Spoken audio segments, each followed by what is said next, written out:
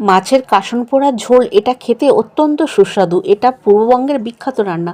এই রান্নাটা করার জন্য যে কোনো ধরনের মাছ, যেমন রুই, কাতলা, মানে মিষ্টি জলের মাছ নিতে হবে।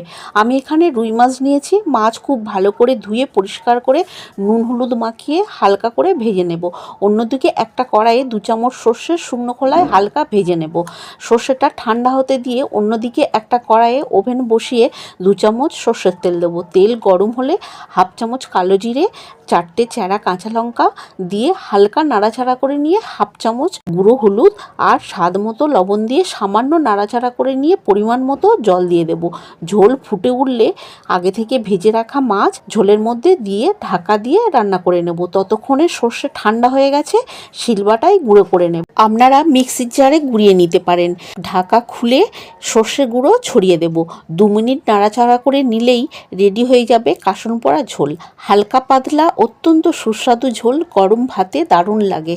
হাতে কম সময় থাকলে এভাবে বানিয়ে নিতে পারেন, আর একদম কম তেল মশলায় সুস্বাদু রান্নাটা হয়ে যায়। বাড়িতে একবার বানিয়ে দেখতে পারেন, আশা করি সকলেরই ভালো লাগবে।